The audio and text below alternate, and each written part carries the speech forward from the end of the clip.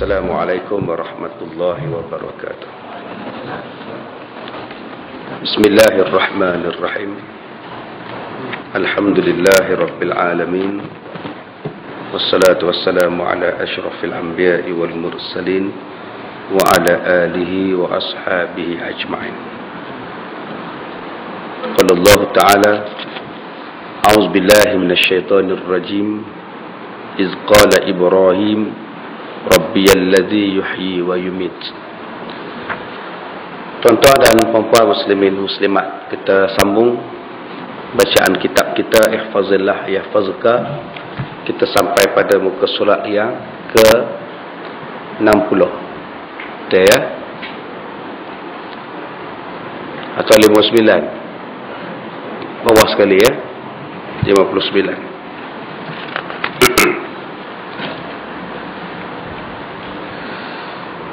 Kriteria yang ketujuh, mengajak kepada kebaikan, mencegah kemungkaran serta tidak kikir dalam menyebarkan ilmu. Masih lagi membicarakan tentang 10 kriteria wali-wali Allah. Pada bulan yang lepas kita telah membaca tentang ahli sunnah wal jamaah. Ciri-ciri wali-wali Allah ialah berada di dalam kelompok ahli sunnah wal jamaah. Kemudian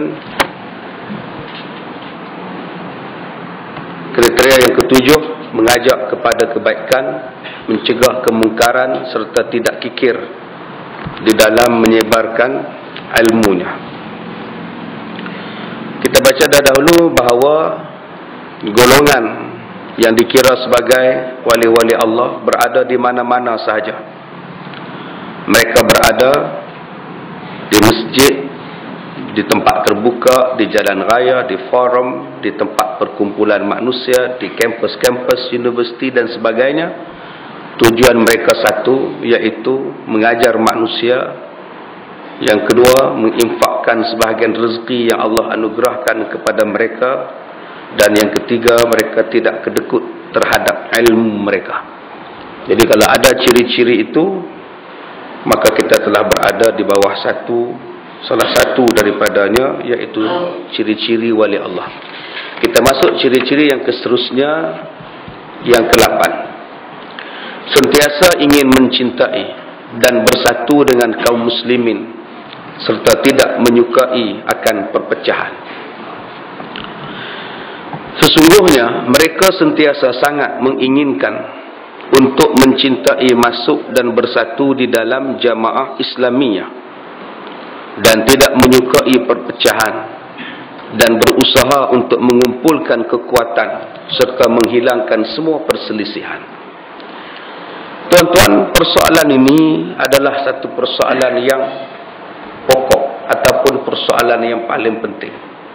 Sehinggalah Nabi Muhammad ketika berhijrah ke Madinah, Nabi mempersaudarakan dan menyatukan golongan-golongan yang berpecah. Daripada nama Aus dan Khazraj ditukar kepada nama Ansar. Menunjukkan bahawa perpaduan itu asas.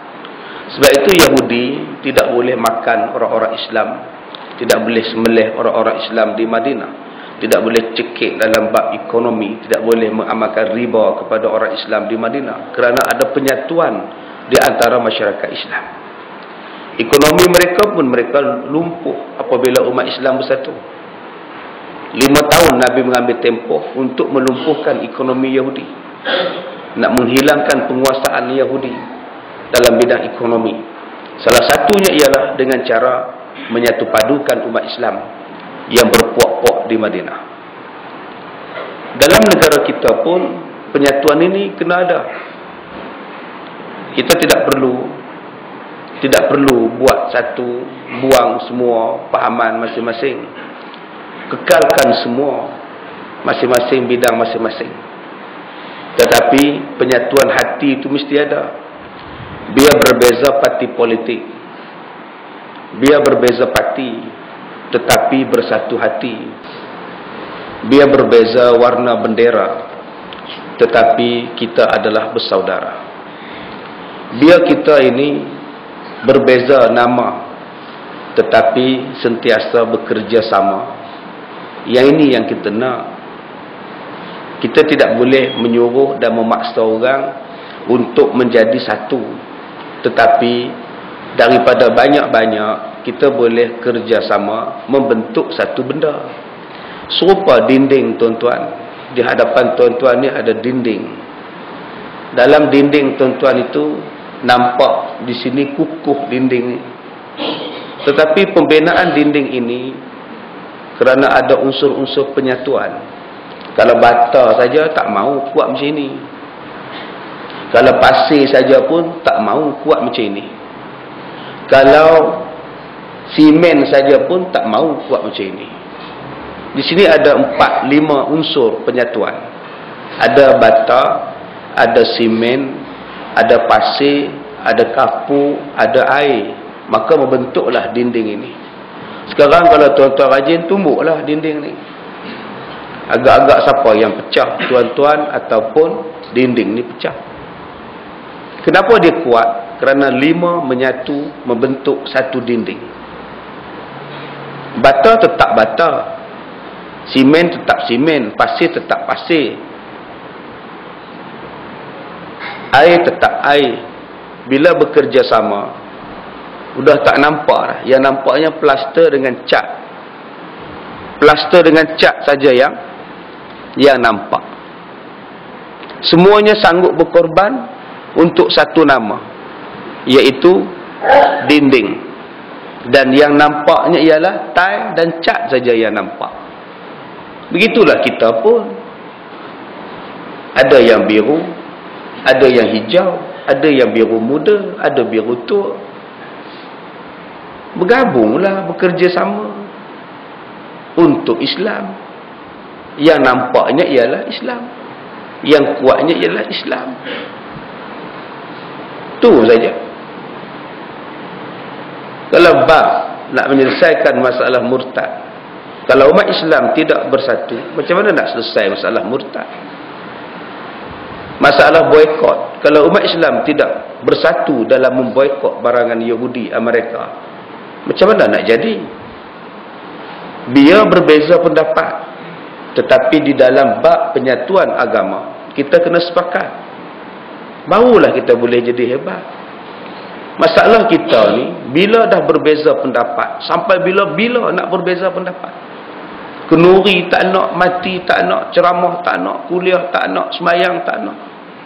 Kawan ni jadi imam, kawan ni balik. Kawan ni jadi imam, kawan ni tak suka. Kawan ni buat kenuri, yang ni tak datang.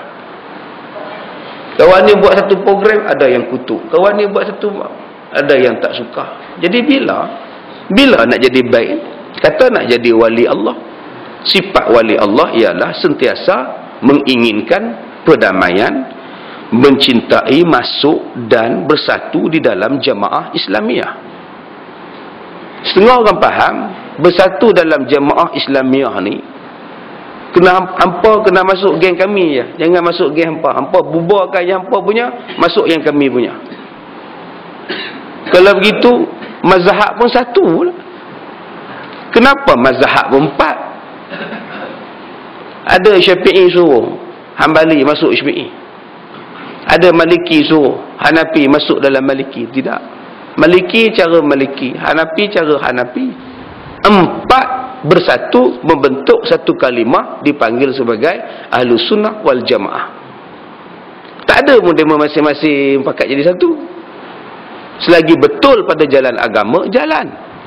Selagi betul berada pada jalan yang diredai oleh Allah, silakan masing-masing membuat cara masing-masing untuk menyumbangkan kepada Islam. Itulah maksud jamaah. Jamaah ni maksudnya ialah kesepakatan di dalam satu kumpulan.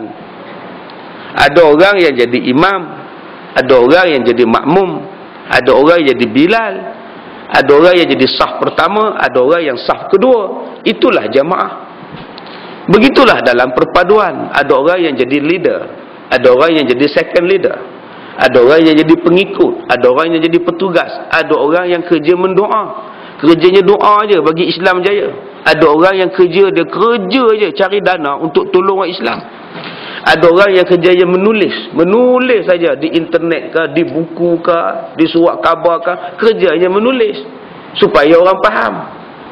Kadang-kadang bercakap orang tak faham, bila menulis orang boleh faham. Sekarang ni bahasa tulisan banyak. Kita boleh ambil gambar, daripada gambar tu saja orang boleh faham lah. Tengok gambar perjuangan rakyat Palestin, orang tengok gambar tu orang kesian lah. Jadi 1001 bentuk macam pendakwahan untuk menyatakan sesuatu. Bukan semata-mata kita boleh bercakap saja. Sebab itu Allah Ta'ala sebut As-Sami'ul Basir. Dalam Al-Quran Allah sentiasa menggabungkan ayat-ayat yang kita sendiri kena fikirkan. Contohnya As-Sami'ul Basir. Ya. Hello, nak kena atas lagi?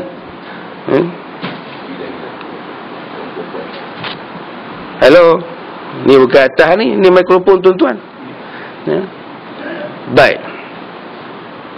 Jadi tuan-tuan, tolong betulkan technician mana? Tak mana sangkut ni. Baik. Kejap ada, kejap tak ada. Baik tuan-tuan ya. Di dalam bentuk penyatuan umat, bukan semua umat itu kena buat kerja yang sama. Umat itu kena bekerja sama. Ada yang buat bidang ini, ada yang buat bidang ini, ada yang buat bidang ini. The right man on the right place. Ini dasar dia. Barulah membentuk jemaah. Mana boleh dia jadi pemimpin, dia menulis buku, dia ceramah, dia berdoa, dia sembahyang hajat, dia cari duit. Bila nak dikatakan jemaah lah? Jemaah itu mesti ada orang yang membuat. Bila semua orang buat kerja masing-masing, dapatlah membentuk satu jemaah. Serupalah dalam masyarakat Malaysia. Ada jemaah yang kerjanya ialah mencari dana untuk pembangunan ummah, ekonomi ummah. Ada satu puak, satu golongan yang kerjanya memberi tarbiyah dalam bidang pendidikan. Ada satu jemaah lagi yang memberikan satu bidang dalam bab pentadbiran. Semua benda-benda ini membentuk kesatuan umat. Kita tidak boleh, saya katakan tadi, memaksa semua orang menjadi kita. Mana maunya. Kalaulah bata ni bata saja membina bangunan ini, yang lain kami tak mau, kami nak bata saja. Tuan-tuan tolak bata ni, jatuh satu-satu bata. Ataupun tuan-tuan kata kami tak mau jemaah lain, kami nak masuk jemaah kami ya. Akhirnya tuan-tuan jadi pasir saja. Bila pasir dia tidak boleh melekat antara satu sama lain. Nak membentuk satu kekuatan, kena bergabung 5-4 benda. Aus dan Khazraj bergabung dengan golongan Muhajirin, bergabung dengan puak Bedui, bergabung dengan puak Parsi, bergabung dengan puak-puak yang datang daripada berbagai suku. Akhirnya membentuk satu kesatuan yang dipanggil umat Islam Madinah. Sampai Yahudi pun balik. Ini yang dikatakan sebagai bentuk penyatuan. Sebab itu saya katakan tadi, Allah Ta'ala menggunakan perkataan As-Sami' Al-Basir. Digabungkan dua sekali. Al-Aziz Al-Hakim, Al-Ghafur Rahim. Kenapa Allah gabungkan sifat-sifat Allah, nama-nama Allah ni dekat-dekat? As-Sami' Al-Basir. As-Sami' Al-Basir, mendengar dan melihat. Kita tidak boleh memberikan kepada masyarakat pendengaran semata-mata. Tak boleh buat ceramah saja. Kadang-kadang kena bagi tengok. Kalau ceramah saja tak nampak, kurang berkesan. Berceramah dan ada ditunjukkan visualnya pula lagi berkesan. Kalau kita ceramah tentang Palestin, berkesan. Tetapi kalau tunjuk gambar tentang penderitaan rakyat Palestin, lagi berkesan. Sebab itu Allah gabungkan As-Sami'ul Basir. Tengok, dengar dan tengok. Dengar dulu. Bagi manusia dengar dulu. Lama-lama baru aja dia tengok. InsyaAllah dia berubah. Dalam bab ceramah, dalam bab kuliah, dalam bab dakwah, suruh dia dengar dulu. Bagi dia kaset, bagi dia CD, dengar dulu. Tak nak datang pun tak apa. Hadiahkan pada dia satu kaset, kamu dengar. Dia dengar. Aku nak tengoklah mana satu orang dia. Lama-lama dia akan melihat Al-Basir. Sebab itu kena bagi dengar. Yahudi mula-mula dia buat kepada manusia, dia bagi dengar dulu. Dia cipta muzik, dia cipta propaganda, dia cipta benda yang supaya orang boleh dengar. Dia cipta radio. Lepas itu baru dia cipta televisyen yang boleh tengok gambar, yang boleh bercakap. Radio pun bercakap, TV pun bercakap. Sekarang penguasaan Yahudi dalam bab penguasaan pemikiran umat manusia sangat hebat. Kerana mereka mempunyai siaran berita yang canggih, siaran radio yang canggih, muzik yang canggih. Sebab mereka mengambil ayat daripada As-Sami'ul Basir. Begitu juga dalam bab nak menjadikan masyarakat itu kuat. Allah Ta'ala sebut dua sifat. Al-Aziz, perkasa. Mula-mula kena memperkasakan diri, memperkasakan ummah, memperkasakan penyatuan, memperkasakan ekonomi, memperkasakan jemaah, memperkasakan kaum, memperkasakan umat. Semua benda jadi perkasa. Tapi kalau perkasa saja tak cukup. Kalau kuat saja tak cukup. Dia mesti ada satu lagi sifat, dipanggil Al-Hakim, bijaksana. Orang Arab tu perkasa, ekonominya kuat, kaya raya, badan mereka pun tegak-tegak, tapi bingung. Dia tidak ada Al-Hakim. Nak bawa kapal terbang, meminjam kapal terbang Amerika, ambil pilot Amerika, juru terbang pesawat pejuang mereka pun yang Amerika punya orang. Nak kawal lalu lintas pun Amerika punya orang. Tuan-tuan nak harap Arab pergi serang Israel enggak? Tak payah tuan-tuan. Pilot dia pun Amerika punya. Takkan mereka nak pergi serang Israel? Mimpi di siang hari lah. Pasal apa? Pasal mereka tak bijak. Al-Hakim tak ada. Mereka hanya kerah, tegah, kasar, kuat. Kalau kita nak masuk buat umrah, nak buat haji, tegas, kasar, kuat. Sesama Islam saja. Digoncangnya baju kita, digoncangnya seluar kita, suruh buka tali pinggang. Pasal pakai tali pinggang besi. Dia rongkah habis beg kita tu, relai semua baju-baju, kurma habis tercampak. Pasal apa? Gunting kecil, salah. Lepas tu susul sendiri. Oi, kasar. Dia hambat kita macam anak ayam ni. Pasal apa? Pasal kita Islam. Dengan Islam cukup tegah. Mari dengan Amerika tunduk, tak berani apa. Sebab apa? Sebab tak bijak. Cuba tuan-tuan tengok orang Arab nak membina bangunan, dia guna teknologi dua. Dia bukan ada arkitek dalaman, bukan ada engineer dalaman. Nak uruskan minyak dia, semua minyak dia tenaga pakar daripada luar. Tuan-tuan nak harapkan mereka simpan duit mereka dalam bank-bank Malaysia, bank-bank negara Islam? Tidak. Mereka akan hantar ke luar negeri, khususnya Amerika dan Switzerland, untuk menyimpan duit yang secara tak langsung telah menyumbang kepada dana sesebuah negara yang mereka simpan duit. Sebab itu Amerika kaya. Amerika boleh buat macam-macam. Sebab beratus bilion duit-duit Arab disimpan di dalam bank-bank Amerika. Amerika bukannya ada duit pun, tapi pasal duit minyak dia masuk simpan dalam bank mereka. Bila terlibat dengan keganasan, oh kami bekukan akaun. Amerika cakap. Bila terlibat aja dengan keganasan, baru disyaki terlibat dengan keganasan, kami bekukan akaun. Duit dia pakai, akaun beku. Ini yang kata bangsa Arab. Sebab itu tak jadi hebat. Sebab dia cuma ada Al-Aziz. Kapal terbangnya besar, lapangan terbangnya besar. Pendek kata besar semua, hebat belaka, tapi bodoh. Jiran sebelah rumah kena bom pun tak apa. Kita cuba tengok orang Arab. Sampai sekarang mereka tak mesyuarat lagi. Liga Arab tak mesyuarat. Persatuan Negara-Negara Teluk tak mesyuarat untuk bincang.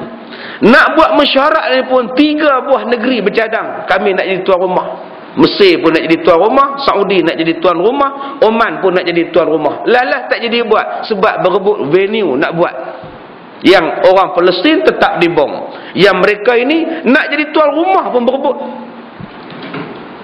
Nak tunggu mati semua umat Islam habis di Palestin gamaknya baru nak buat sidang kemuncak bincang, sidang tergempar. Mesir sampai sekarang pun tak halau lagi dia punya duta Israel. Jordan pun tak halau lagi duta Israel. Negara yang tak ada kena mengena dengan Palestin, Venezuela boleh pergi halau. Putus hubungan diplomatik dengan Israel.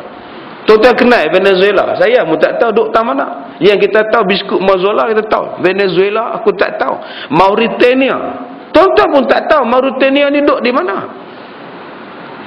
Siapa Perdana Menteri dia? Tak tahu. Bukan Islam pun, tapi berani ambil tindakan. Putus hubungan diplomatik. Kamu pengganas. Cuba tengok negara Islam. Mesir masih ada lagi, ada hubungan lagi. Jordan masih ada hubungan lagi. Menunjukkan bahawa kebijaksanaan tidak ada. Sebab itu umat Islam nak jadi kuat. Umat Islam yang pertamanya kena ada penyatuan, dipanggil Al-Aziz. Dan yang keduanya umat Islam kena ada Al-Hakim, kebijaksanaan. Kebijaksanaan inilah yang kita kurang. Kebijaksanaan dalam bidang politik kita berkurang. Sepatutnya 51 tahun kita berpolitik. Politik umat Islam makin kuat, bukan makin lemah. Sekarang kita tengok politik umat Islam makin lemah sampai tak boleh nak bersuara. 51 tahun kita tidak mengukuhkan dalam bab ekonomi. Kita biarkan bangsa lain menguasai bidang ekonomi. Kita tak campur ekonomi. Kita biar mereka buat selama-lamanya 50 tahun. Sekarang setakat ekonomi mereka sudah kuat. Bukan setakat ekonomi saja mereka sudah kuat, politik pun mereka sudah kuat.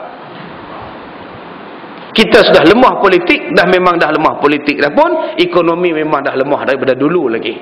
Sebab tu semalam saya sebut di surah Kemensah. Saya kata kita boleh boikot, dan saya sokong sangat-sangat boikot barangan USA, barangan Yahudi. Tapi cuba kita tengok kehidupan dan penerimaan cara hidup Yahudi dalam kehidupan kita. Dah terlalu rapat. Satu, kita boleh boikot.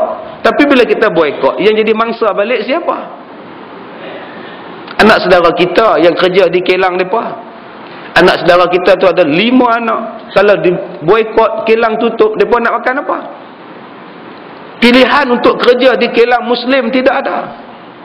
Pilihan untuk bekerja di industri pembuatan yang dimiliki oleh orang-orang Islam tidak ada. Kalau kita boikot boleh, tetapi penyediaan tempat untuk menggantikan yang diboikot tu mesti ada. Mesti ada. Kita nak boikot kedai ayam goreng, boleh kita boikot. Tapi berapa persen ribu pekerjanya adalah orang Islam. Bila boikot, ditutup kedai mereka, mereka nak kerja di mana? Melainkan kita dah ada alternatif kita. Apa tutup yang ni, apa mai kerja tempat kami. Sekarang siapa yang nak buat? Kok ada orang Melayu kita buat satu je di Sungai Petani. Yang ni yang saya katakan tadi, ekonomi itu penting. Kalau kita orang Islam kuat ekonomi, kita dah ada dah kita punya. Apa tutup yang mereka punya, apa main kerja kilang kami. Yang ni Islam punya, untuk umat Islam punya. Sekarang dia pun nak kerja di mana? Mereka pun benci pada Amerika tu, mereka pun tak suka, tapi dia cari makan kami. Yang ni yang timbul masalah. Kita boikot, tapi alternatif untuk mereka kerja balik di mana? Itulah kecerdikan Al-Hakim Yahudi. Dia buka kilang di negara Islam. Dia ambil pegawai-pegawai Islam. Pekerja-pekerja pun Islam. Akhirnya bila dia buat satu-satu keganasan, umat Islam nak boikot di mana? Tak ada tempat. Rasulullah dulu tidak. Sebelum dia boikot Yahudi, dia sudah ada asas. Untuk sahabat-sahabat dia ingat. Sehari Yahudi meniaga, sehari Islam meniaga, esok Yahudi meniaga, lusa Islam meniaga pula. Gile-gile, sehari buka, sehari tutup, sehari buka, sehari tutup. Nabi pesan, bila kamu meniaga orang Islam, kamu beli untuk stok 2 hari. Bila Yahudi meniaga, tak payah beli dah kedai Yahudi, sebab kamu dah ada stok yang semalam. Nanti orang Islam berniaga, kamu beli 2 hari punya stok. Hari keempat tak payah lagi beli daripada Yahudi, sebab stok hari ketiga masih ada. Kenapa Nabi boleh boikot Yahudi begitu hebat? Sebab umat Islam ada pilihan dia. Bila ada pilihan dia, senang boikot. Menang Yahudi, tuan-tuan. Sekarang ini Yahudi menguasai semua benda. Kerana umat Islam tidak bersatu selama berpuluh-puluh tahun. Umat Islam kerja bercakap. Berperang. Itulah yang Yahudi buat sebelum Nabi hijrah ke Madinah. Yahudi membuatkan orang-orang Arab di Madinah kerjanya bergaduh. Bercakap. Tak pernah aman.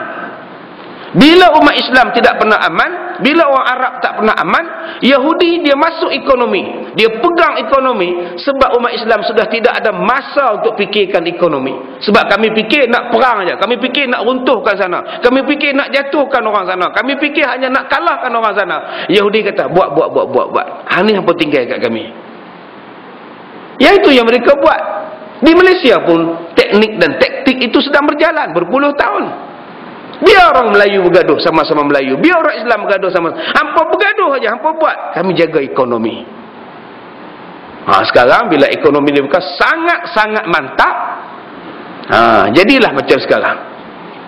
Nak bercakap soal hudud, kami bantah. Langkah mayat kami dulu. Kita nak cakap apa? Kita turunkan harga minyak macam mana pun, barang tak akan turun. Sebab apa? Mereka pegang. Ini yang saya katakan tadi, penyatuan ekonomi mesti ada. Bermula daripada pihak kerajaan sampai pihak bawahan. Sebab itu tuan-tuan tengok di bawah ini, dia sebut kerana masalah-masalah yang akan memecahkan kesatuan umat tidak termasuk ajaran agama Allah Subhanahu wa taala. Perkara-perkara yang memecah belahkan kesatuan umat bukan ajaran agama.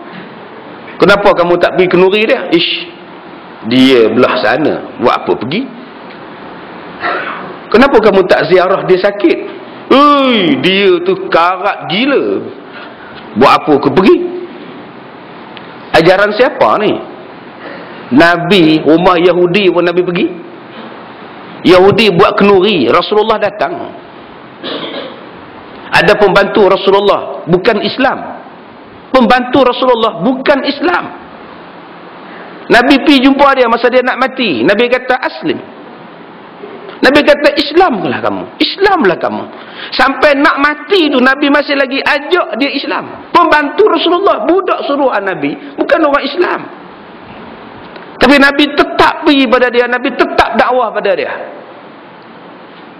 Masyarakat kita ni, kita bercakap dalam kelompok Islam, dia masih Muslim, dia masih mengucap, cuma bendera dia tak sama dengan bendera kita. Kenapa kita tak ziarah dia? Kenduri, sakit. Kenapa kita pulau dia, boikot dia? Kenapa kita tak pergi kuliah dia? Dia masih ustaz. Ada orang punya kuatnya pemahaman sampai ustaz tu ceramah pun tak mau dengar. Pasal apa? Dia tak fikrah haraki. Tapi anak dia ngaji dekat cikgu Hindu, tuition matematik. Hindu tu haraki apa? Kuliah agama, ustaz tu dia kata tak haraki, aku tak mau ikut. Tak apa lama, aku nak pergi hantar anak aku tuition. Pergi hantar anak tuition. Kelas tuition, cikgu Ganapati. Ganapati tu agama apa? Fikrah haraki apa? Yang tu anak dia, anak hang 1 jam setengah duk mengadap Ganapati tu, betul ke dia ajar matematik? Hang boleh pergi dengar sekali tuition dah. Encik sila keluarnya, kelas sudah mau jalan. Tolong keluar, kasih keluar. Tuan-tuan hantar 1,5 jam anak-anak pada tuition cikgu Hindu tu, betul ke dia ajar matematik? Kok dia selit benda lain? Main selit yoga ke apa ke? Kita tak tahu. Tetapi ustaz yang mengajar di tempat kita, walaupun dia bukan haraki, dia ada mikrofon untuk bercakap, dia ada kitab untuk tuan-tuan rujuk. Tak betul, tuan-tuan boleh tegak dah. Kita boleh pilih betul ataupun tidak. Tapi kerana tak haraki, kita tolak ilmu dia. Yang ni yang jadi berpecah kita, tuan-tuan. Saya berjalan seluruh Malaysia, berceramah ni dah 19 tahun, tuan-tuan. Saya tengok perpecahan kita berpunca daripada politik.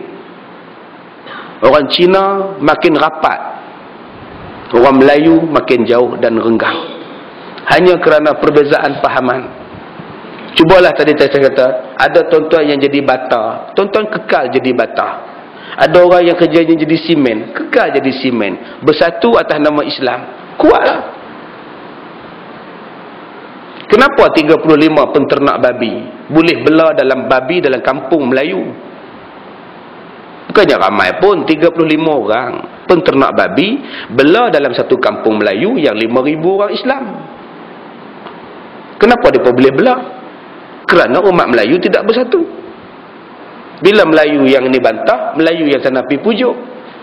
Tokek, tolonglah bela tempat lain. Ini kampung orang Islam punya. Taklah boleh belalah tokek. Datang kumpulan Melayu. Minggu depan datang pula Melayu lain pula. Tak apa tokek, boleh bela sendiri. Nanti kita orang bincang macam mana. Tak apa. Janji lu orang pangkah saya. Sebab tu Cina sekarang lantaklah. Nanti ada orang Melayu yang akan datang. Lu orang pangkah saya, kita orang jaga lu orang. Akhirnya masing-masing nak jaga pangkah. Yang jadi nasi malang siapa? Penduduk kampung itu. Letak kepala babi depan masjid, letak kepala babi depan rumah ketua kampung. Pak siapa jadi macam itu? Pasal orang Melayu tak pakat. Cuba orang Melayu tak ada siapa jumpa mereka untuk pujuk mereka. Kami nak hampa pindah.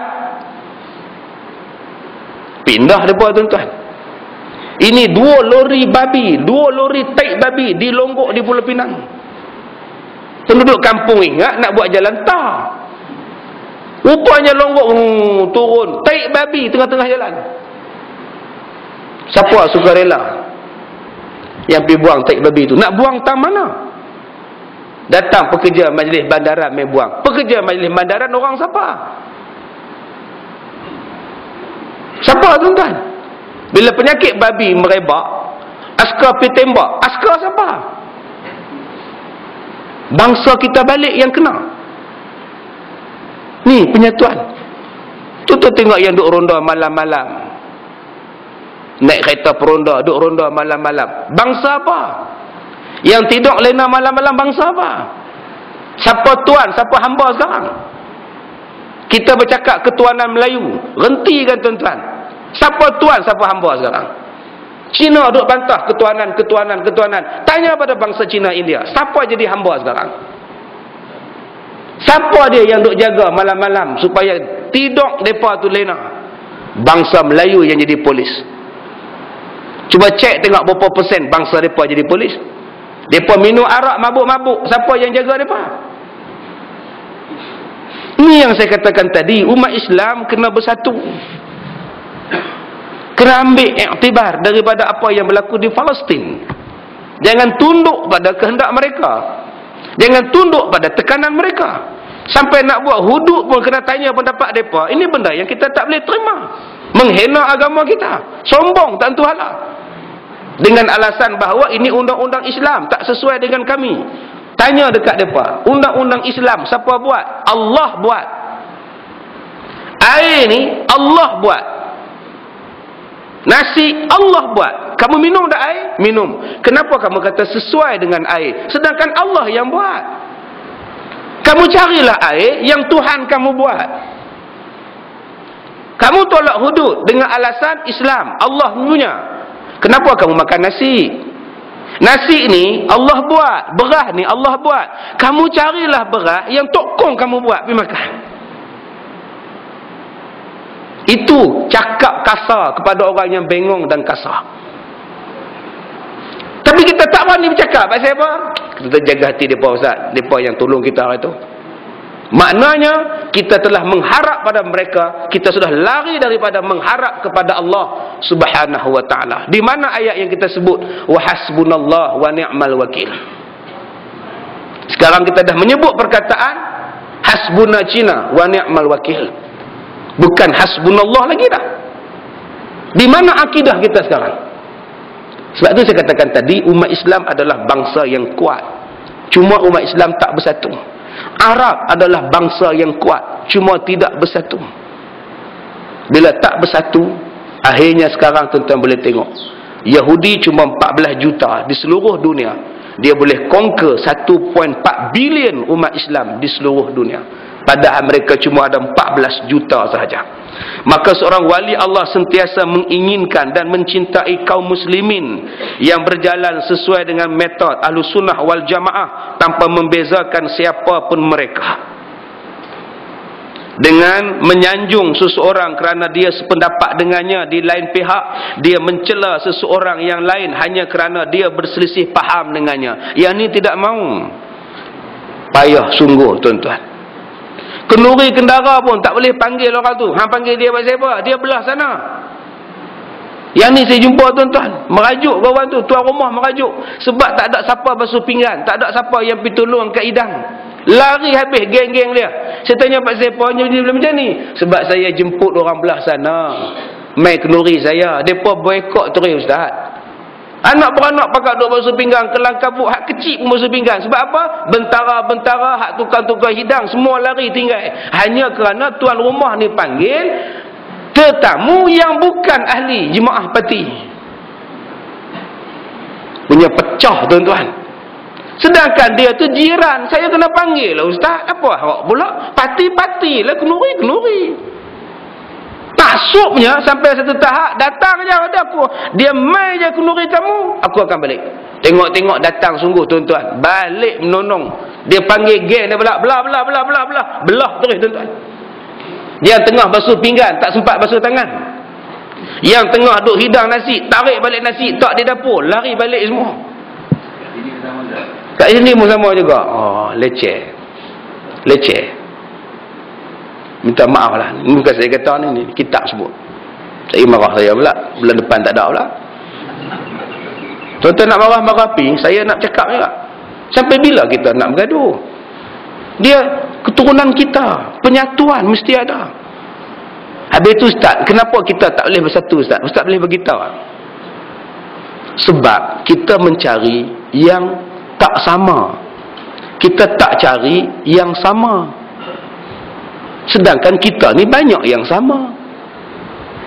Tuan-tuan cuba tengok. Tuan Haji kahwin berapa puluh tahun Tuan Haji? Dengan isteri berapa puluh tahun kahwin? 40 dah? 50 tahun. Bercerai tak? Tak tak? Tuan Haji berkenankah dengan semua isteri Haji? Berkenankah dengan semua perangai isteri Haji?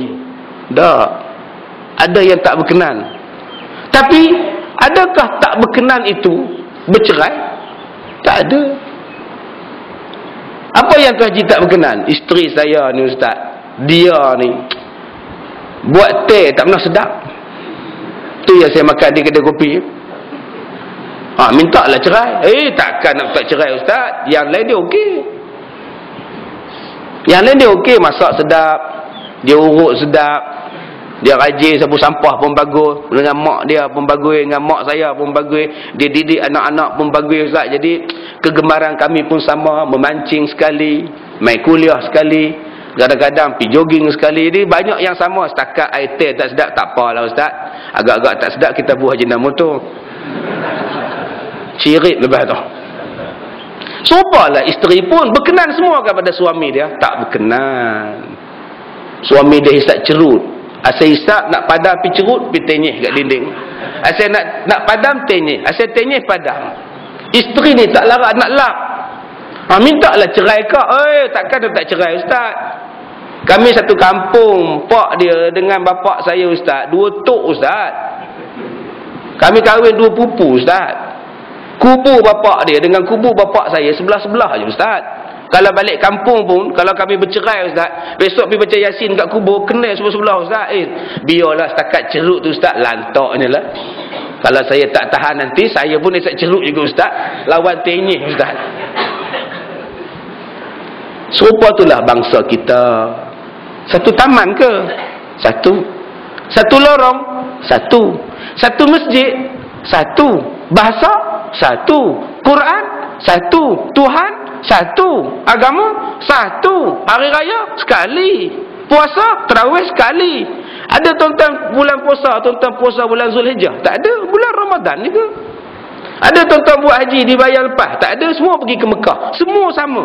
Asal sama. Semua sama. PIBG sekali. Anak sekolah sekali. Semua sekali. Yang berbezanya apa? Bendera.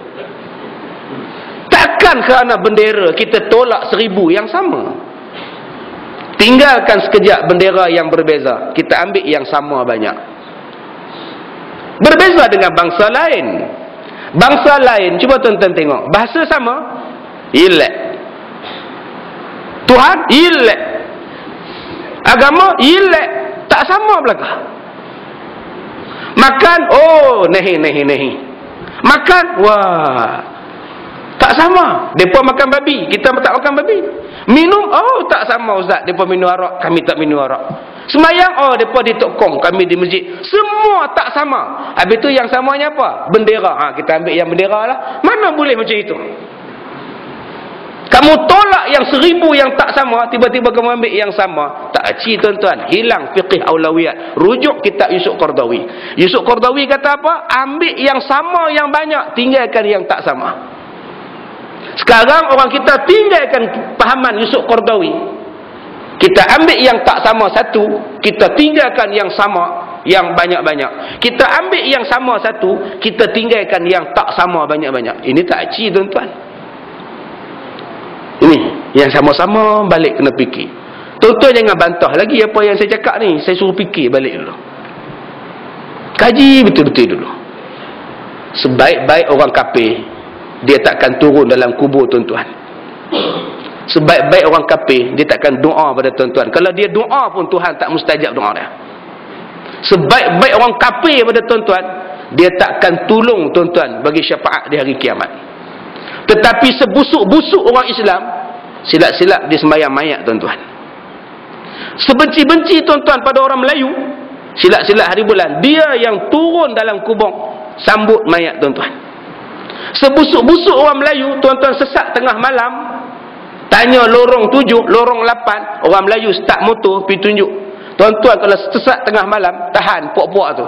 Lorong 7 mana encik? Tak tahu, awak tak tahu.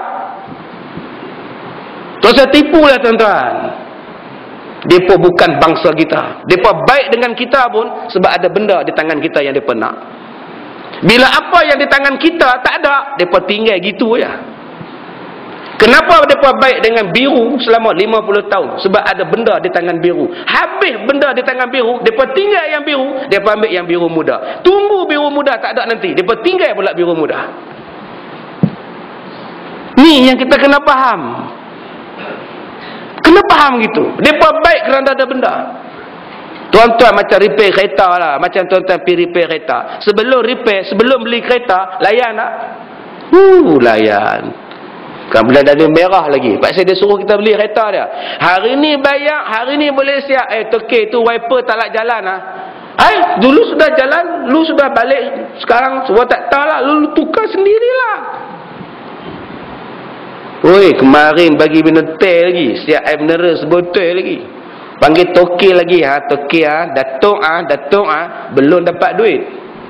Dah dapat duit, tuan-tuan beli kereta mereka, bagi tahu minyak leaking. Awak tak tahu.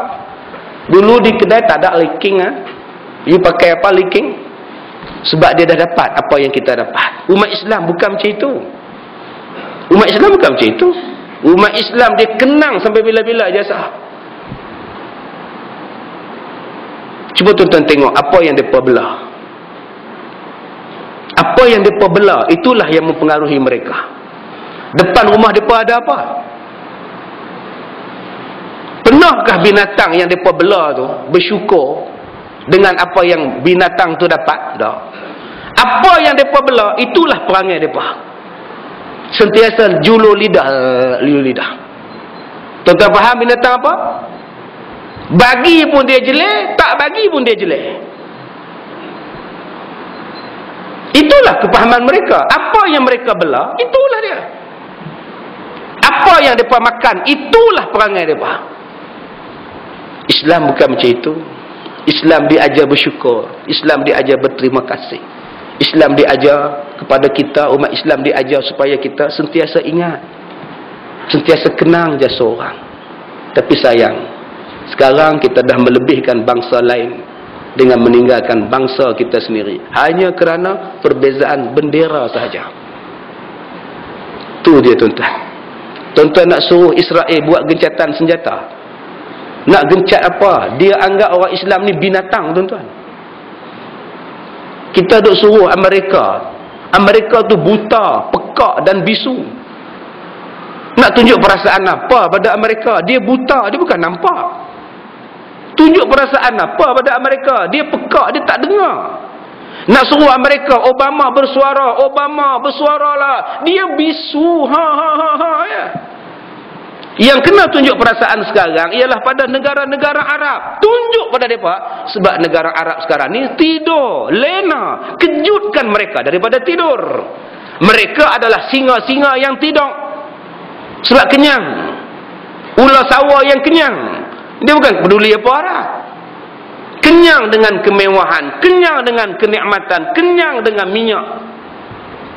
Yang ni yang kita kena kejutkan. Buat penyatuan bangsa, penyatuan agama. Kita duk tunjuk perasaan pada Amerika, dia peduli apa? Dia pekak, dia bukan dengar. Tuan-tuan yang dirahmati Allah, saya sebutkan pada tuan-tuan tadi, sudah sampai masanya untuk sama-sama kita bergerak, walaupun berbeza, tetapi haluannya sama. Macam naik kapal, ada orang yang tukang kayu, ada orang yang jadi jurumudi, ada orang yang jadi nakhoda, ada orang yang jaga masak di bawah, ada orang yang jaga peta. Akhirnya kapalnya sampai pada haluan. Mana semua orang boleh jadi jurumudi? Siapa nak mengayuh? Siapa nak mengayuh? Siapa nak mendayung? Masing-masing buat kerja, berada di atas jalan masing-masing. Kemudian, kaum muslimin ini satu jemaah yang sempurna. Tidak boleh dibahagi-bahagi dan tidak boleh dipisah-pisahkan antara yang satu dengan yang lain. Maka orang yang hendak membatasinya hanya dalam satu arah dan ijtihad, sangat mungkin untuk benar atau salah. Nampak? Dia kata umat Islam adalah satu jemaah yang sempurna. Dulu-dulu di kalangan kita ni ada yang benci pada saudara kita. Masjid tak boleh masuk, mengajar tak boleh. Bencinya sampai tahap macam itu. Ada yang sampai masjid surau pun dikunci. Ada masjid yang buat sembahyang Jumaat diturunkan pangkat jadi surau pun ada. Payah tuan-tuan. Dulu kita masa kita berkuasa, macam-macam tekanan kita buat pada sama-sama bangsa. Sekarang kuasa kita dah tak ada, makin kurang, kita sibuk-sibuk pula nak mengajar orang saya baik-baik dengan kita. Dulu bukankah kita juga bapak kesombongan, bapak penindasan, membuat sesuatu yang tidak adil? Tapi umat Islam walaupun begitu, kita tidak ada sifat dendam. Yang lepas tu lepas lah. Kita mulakan dengan dimensi yang baru, cara hidup yang baru, pahaman yang baru. Yang ni yang kita minta tuan-tuan. Bila kita dah boleh, terus dendamlah dengan mereka. Sudah lepas tu lepas. Bukan semua orang perangai macam itu. Pemimpin mereka saja. Pemimpin mereka pun tak ada, dah jatuh seorang-seorang dah. Buatkan satu dimensi yang baru, yang semua orang kena meletakkan Islam sebagai matlamat, penyatuan, sumber asas untuk penyatuan. Kerja, berpolitik, berekonomi, asasnya ialah kerana nak tolong Islam, bukan nak tolong tembolok masing-masing dan kepentingan masing-masing. Maka Ahlussunnah wal Jamaah sangat menjaga kesatuan jamaah. Oleh kerana itu Imam Abu Osman Asyabuni dan Imam Ibnu Battutah mengatakan, di antara ciri-ciri ahli bid'ah adalah mereka yang selalu mencela para pemimpin. Ada je tak kena.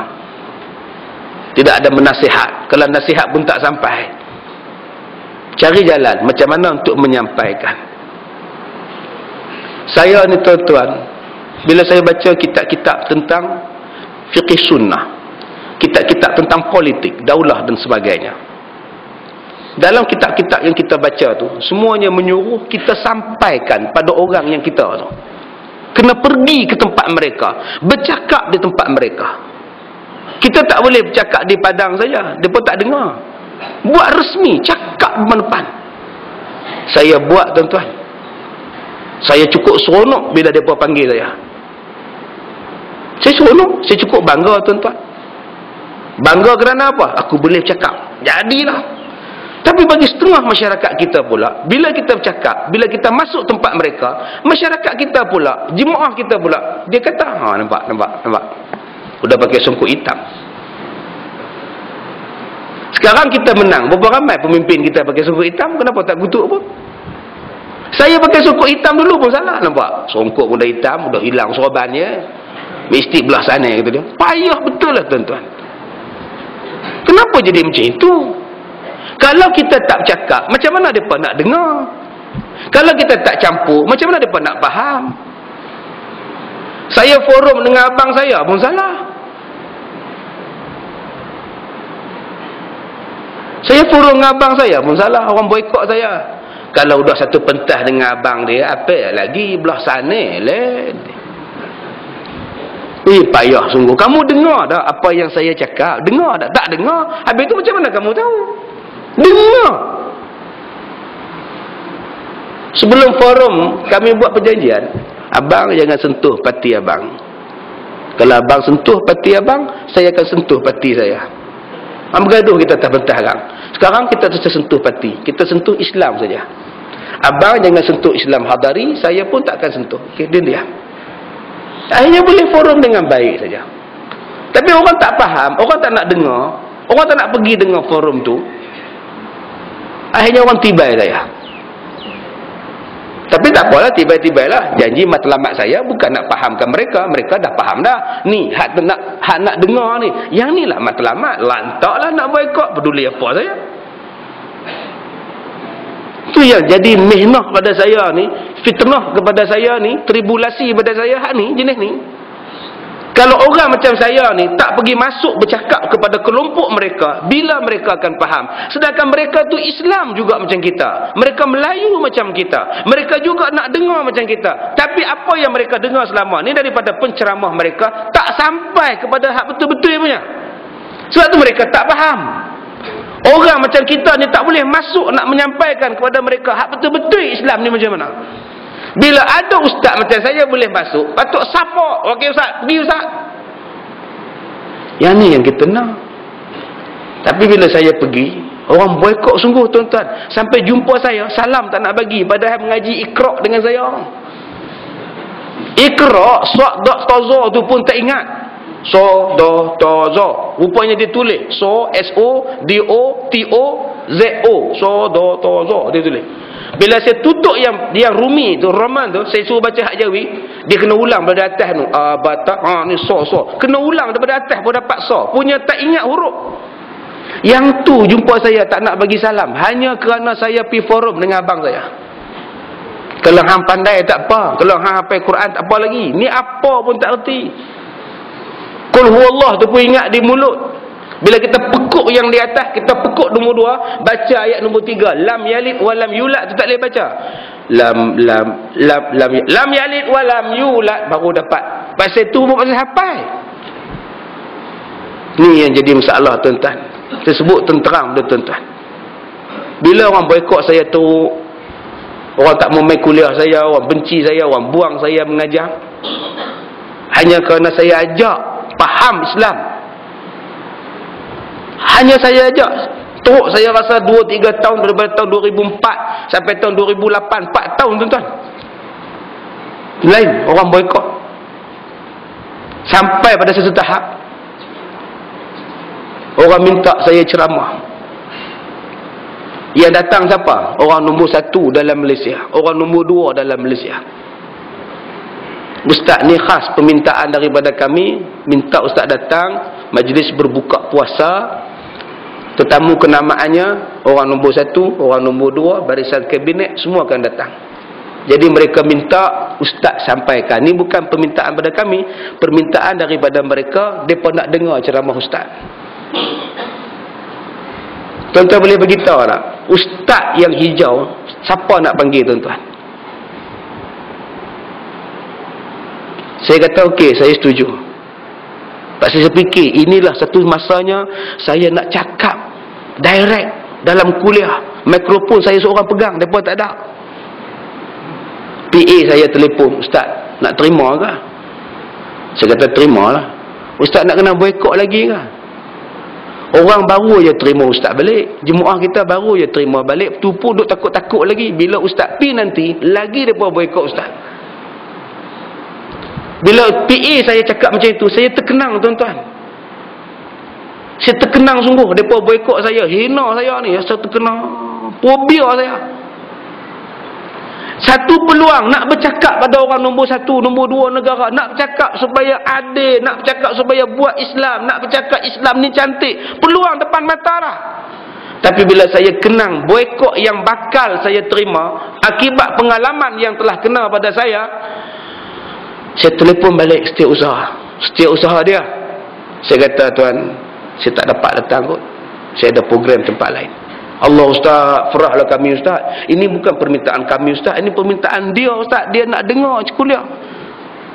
Saya kata, saya dah ada komitmen lain. Saya tak tahu, saya dah jadual lain. Saya tak sanggup batalkan yang dah mula minta. Saya minta maaf. Saya terima yang tabung haji punya. Bila saya pergi terima tuan-tuan majlis penganugerahan, majlis bantuan daripada fakir miskin daripada tabung haji untuk fakir miskin. Pegawai tabung haji je dah. Hak orang lain semua pakat balik. Dapat hadiah balik, dapat hadiah balik, dapat hadiah balik, dapat duit balik, dapat zakat balik. Pegawai tabung haji je dengar dekat 10 orang. Dalam hati saya kata, ruginya aku. Ruginya aku. 10 orang, 20 orang je dengar. Matlamat tak sampai. Tolak peluang yang sangat baik. Akhirnya terima peluang yang tak. Allahu Akbar. Tapi tak apalah, janji orang tak boikot saya. Silap saya tuan-tuan. Tapi saya nak buat macam mana? Pasal tuan-tuan tak pernah rasa macam mana hidup di boikot. Patut yang kena boikot Yahudi, bangsa kafir. Ustaz macam saya kena boikot. Allah, sedih tuan-tuan. Sedih. Kalau salam saya angkat tangan tak jawab. Padahal dulu ceramah dengan saya, naik kereta saya, pergi ikut saya ceramah, saya buka tingkap, Assalamualaikum, waduh, ya subhanallah. Sebab tu saya tekankan sangat bab ini tuan-tuan. Patut ada ustaz yang fleksibel macam saya ni, yang moderate macam saya ni, yang boleh masuk semua tempat. Ustaz macam ni yang kena sokong, sebab dia boleh memahamkan orang tentang Islam. Saya nak kasar boleh, saya nak ceramah kasar boleh tuan-tuan, tapi itu bukan zaman saya dah. Bukan zaman saya dah. Mungkin tuan-tuan tak kenal saya.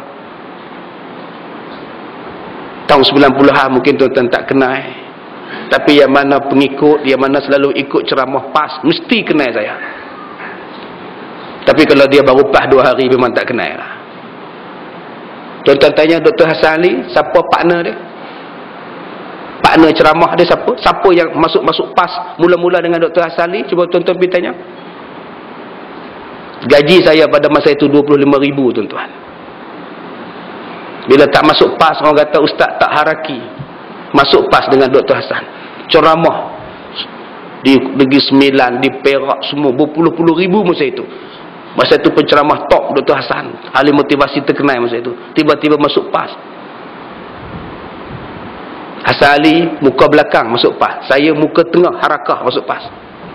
Ustaz Kazim masuk PAS. Tuan-tuan cari balik tahun 97, 96. Saya dah habis dah tuan-tuan, habis dah. Kalau setakat nak hentam orang, saya dah buat dah. Seluruh Malaysia saya pergi dah tuan-tuan. Semua pentas saya naik. Tapi cukup. Saya tak mahir dalam bidang politik.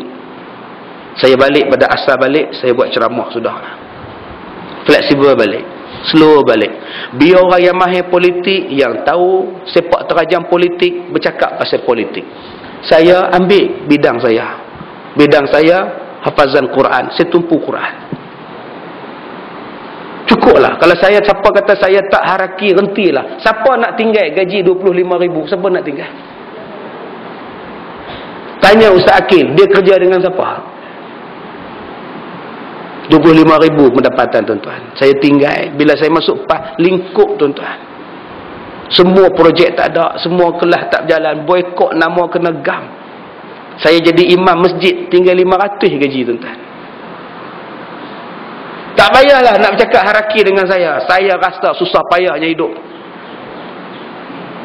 Tuan-tuan kadang-kadang boikot saya. Apa yang tuan-tuan rasa kena gam? Pekerjaan tak ada, apa tak ada. Berhenti saya. Jual syarikat. Akhirnya terima imam masjid 500 je gaji. Menung tuan-tuan. Tak apalah.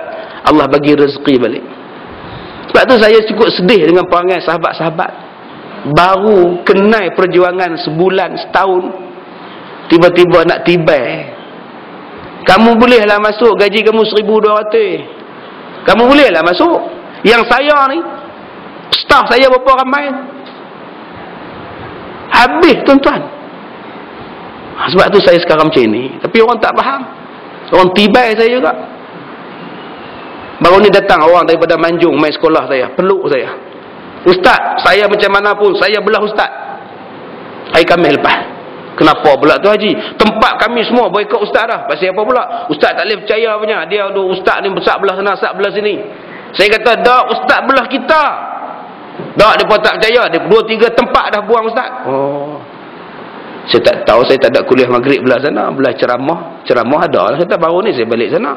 Tapi saya pun tak apa suka saya pergi sana. Saya kata, traffic light 30. Saya tak larat nak berhenti. 30 daripada Ipoh, tuan-tuan. Tuan-tuan daripada Ipoh nak pergi ke Lumuk tu, 30 traffic light, sat-sat berhenti. Sat-sat berhenti. Berhenti sat-sat. Letih tuan-tuan. Lebih baik saya pergi Pulau Pinang, Lebuh Raya straight, tak ada traffic light. Jauh pun tak apa. Tapi duduk lebih sana jauh. Saya kata, tak apalah Tuan Haji. Kalau mereka boikot saya, ucap terima kasih banyak-banyak. Kalau mereka tak nak panggil pun, orang lain panggil.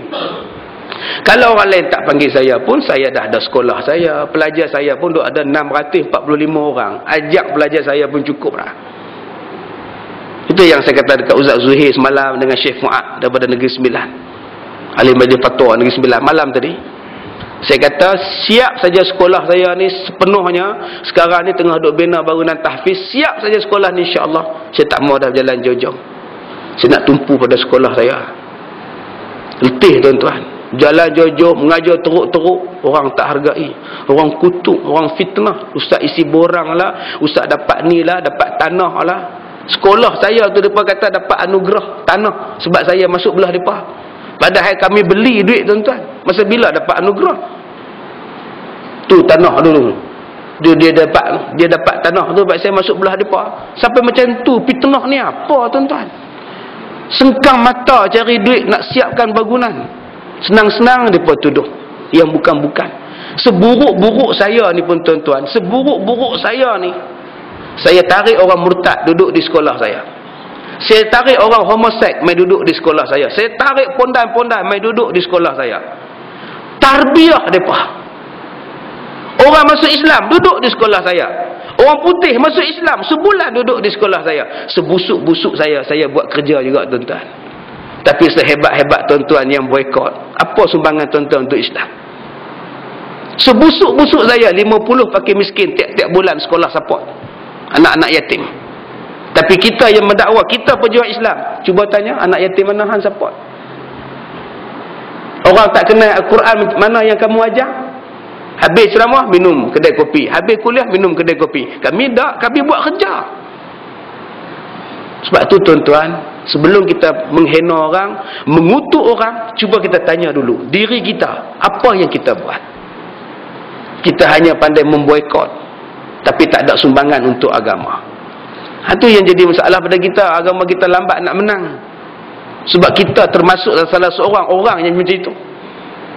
Sayyidina Ali ditanya oleh seorang lelaki-lelaki, tuan, kenapa bila tuan jadi khalifah macam-macam masalah? Sayyidina Abu Bakar jadi khalifah okey, Sayyidina Umar jadi khalifah umat dia okey, kenapa tuan jadi khalifah macam-macam benda berlaku? Kata Sayyidina Ali, masa Abu Bakar jadi khalifah, masa Umar jadi khalifah, orang-orang macam aku yang support mereka. Sebab tu mereka hebat. Kami ni duduk belakang mereka. Tapi bila mereka dah mati, kami pula naik. Orang di belakang kami, orang di belakang aku, tak ada lagi macam aku. Yang ada macam kamu, kerja komplain tak habis-habis. Sebab tu aku susah. Menang kau tu tuan-tuan. Abu Bakar hebat sebab kami tolong dia. Kami pemuda-pemuda tolong dia. Kami orang kuat dia. Bila aku ni jadi khalifah, orang yang macam tu dah tak ada. Yang ada jenis kamu je. Kerja tak buat, cakap banyak. Balik menolong tuan-tuan. Tuan-tuan jangan jadi orang macam itu. Tuan-tuan kena jadi macam Sayyidina Ali. Support kuat. Support kuat. Bila saya tak terima undangan ceramah yang dijemput oleh orang nombor 1, Orang telefon saya, orang hantar mesej kat saya. Ustaz rugi sangat. Saya kecewa dengan ustaz. Kenapa ustaz tolak? Inilah peluang untuk ustaz bercakap secara depan. Orang telefon saya, ustaz, saya terkilam betul lah. Saya dapat tahu ustaz batalkan ya. Ya. Aduh ustaz, sayang tu ustaz. Saya kata sayang pun tak apalah. Tapi saya tak sanggup menghadapi lagi boykot. Isteri kena boykot, anak-anak kena boykot. Anak saya pun diboykot. Diboykot oleh anak-anak depa. Pak hang ulah anak kan. Sampai macam itu tuan-tuan. Dia balik rumah dia tanya saya, ustaz, ayah belah apa? Kawan-kawan dia tanya, ayah hang belah sana kan? Kawan dia tiga balik pergi tanya, ayah belah apa ayah? Ayah belah buah nyok. Nak dapat santai yang kena belah lah. Oh, baru dia faham. Belah, dia faham belah tu, belah buah kelapa. Baik, yang terakhir, di antara ciri-ciri ahli bid'ah. Apa dia ciri ahli bid'ah? Bahawa mereka sangat membenci persatuan. Tak suka penyatuan. Ni ceramah saya ni bukan suka. Berapa ramai tak suka? Bercakap soal penyatuan, bercakap soal kerjasama. Dan gembira serta seronok terhadap perpecahan. Hang tak pergi kenduri dia mak? Tak, bagus, aku pun tak pergi, biar dia rasa seronok. Nasi berlebih, lauk berlebih, tuan rumah menung, tak ada orang datang, hang seronok. Allah, sedih tuan-tuan. Tidak begitu halnya dengan para wali Allah. Wali Allah bukan macam itu. Saya ni dah tanam jiwa saya. Siapa mati pun, belah mana pun dia, tak pergi masjid pun dia, saya kalau boleh orang paling awal sampai. Kalau boleh. Sebab tu kalau mereka beritahu saya lambat, saya marah kat orang beritahu tu. Pasal apa lambat beritahu? Dah ingat ustaz sibuk, ustaz tak boleh main. Beritahu dulu, sibuk tak sibuk lain cerita. Kalau mereka kenuri, seminggu sebelum kenuri saya dapat kad, saya mesti hantar dah beras, kopi, susu, tak. Hang belah mana pun aku letak. Supaya mereka jinak hati. Jinak hati. Kalau yang korban, pastikan yang tak dapat daging korban tu kita pergi hantar di rumah dia. Tak datang ambil, kita hantar. Meleleh air mata ni. Makcik dah 10 tahun duduk sini ustaz, seketui daging korban tak rasa, baru kali ini rasa. Nangis makcik ni. Tak apalah makcik, datang ke sekolah lah senang-senang. Ya ustaz, makcik datang tuan-tuan, hari Ahad datang cokong aja. Tak saya kita bagi dia korban sekilo orang tu. Cuba tuan-tuan tak bagi langsung, nak datang ke dia? Saya bagi pergi hantar, direct pergi hantar. Tak boleh hantar, minta driver pergi hantar. Pergi hantar Ustaz, rumah pakcik ni, rumah tu haji tu, rumah pergi haji ni. Cakap dekat dia, Ustaz Kazim kirim salam. Besok pagi naik motor main rumah. Mazim Ustaz, masa juga daging korban. Yang saya dapat maklumat, dapat berita, ada orang yang tak dapat daging korban hanya kerana berbeza bendera. Malah ada orang yang datang sekolah saya nak buat korban, kami buat 11 ekor sekolah. Ada seorang bawa duit 2,200, ustaz, ni daging korban ni, duit korban. Saya kata Tuan Haji dah banyak ni Tuan Haji, dah 10 ekor Tuan Haji. Kalau saya ambil, siapa nak buat kerja ni, banyak ni. Kami sekolah budak-budak, siapa nak sembelih? Siapa nak lapar? Tolonglah ustaz, saya dah buat sana dah daging korban. Habis tu dia mentolak ustaz, dia berkata saya belah lain. Aduh, menung tuan-tuan. Saya menung sikap orang kita ni. Janganlah membabi buta sangat. Babi pun tak pun nak buta. Babi pun dia kono-kono juga. Takkan kita nak rempuh saja. Tolonglah faham. Faham betul-betul Islam tu apa. Apa perjuangan Islam? Perjuangan Islam ialah nak bagi mereka ikut Islam, beriman pada Allah. Kalau kita dah boykot, macam mana mereka nak faham? Macam mana mereka nak setuju? Sebab tu saya katakan tadi, tolong faham. Ustaz tu orang dia belah kita, tapi di ceramah sana tu dakwah. Kita kena faham. Dia tu buat macam itu pada kita sebab dia tak faham agama. Tak ada siapa menerangkan agama pada dia. Kalau boleh kita jumpa dia, terangkan agama. Yang ni yang katakan tadi, faham. Dia buat macam itu sebab dia tak faham agama. Kepahaman agama dia nipis. Dia bukan macam kita mengaji tiap-tiap hari. Sekarang macam inilah, cari jalan macam mana nak pujuk dia. Itulah Islam. Rasulullah buat tuan-tuan.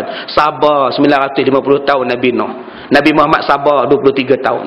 Kalau kita 2 tahun pun tak sabar, macam mana kita nak kata-kata ikut Rasulullah? Kena sabar banyak-banyak. Kena faham banyak-banyak. Nabi kena baling, patah gigi. Nabi kena baling, luka kaki Nabi. Lari duduk di Taif, kebun kurma Taif, datang malaikat. Kamu nak aku hancurkan penduduk Taif Muhammad? Jangan. Kalau dah hancur mereka, siapa nak sokong Islam? Kalau kau hancurkan mereka, siapa nak sokong Islam nanti? Siapa nak masuk Islam? Sekarang yang menolak Islam bapa-bapa mereka. Tapi anak-anak mereka mungkin terima. Mati bapa, anak mereka, kita tunggu anak mereka. Kalau anak mereka pun menolak Muhammad, kan mereka ada cucu. Mungkin cucu mereka menerima. Nampak tak tuan-tuan? Rasulullah faham. Sebab tu saya sebut semalam di surah Kemensah, faham. Tuan-tuan kalau tak faham pun, sikit ya, jadi susah lah pasal tak faham. Macam semalam saya sebut, nak isi borang je. Dapat borang orang putih. Ejaannya N-A-M-E, Name. Pasal tak faham. Name yang buat ni orang parik borang ni, itu dia. Pasal tak faham. Address, ya ni faham lah, alamat, itu dia. Seks, sudah. Benda dalam kelambu pun ditanya. Dia tanya pada isteri dia, nak tulis ke pak? Seks ni tanyanya. Tulislah sekali-sekala, kita kata. Tak ke haru tu tuan-tuan. Sebab tu tolonglah faham. Tolong faham, insya-Allah kita boleh bersatu antara satu sama lain. Saya minta maaf jika terkasar bahasa. Kita akan sambung lagi pada kriteria yang ke-9. Kembali pada Al-Quran dan hadis dalam menyelesaikan perselisihan dan perpecahan. Bismillahirrahmanirrahim. Alhamdulillahirabbil alamin wassalatu wassalamu ala asyrafil anbiya'i wal mursalin wa ala alihi wa sahbihi ajma'in. Allahumma inna naj'aluka fi nuhuri a'da'ina wa na'udzubika min syururihim. Allahumma baddid syamlahum wa farriq jam'ahum wa shattid kalimatahum wa zalzil aqdamahum wa sallit alaihim kalban min kilabik ya qahhar jabbar ya muntaqim. Allahumma ya munzilal kitab wa ya mujriyas sahab wa ya hazimal ahzab ihzimhum wansurna alaihim walhamdulillahi rabbil alamin. Saya minta maaf jika terkasar bahasa. Assalamualaikum warahmatullahi wabarakatuh.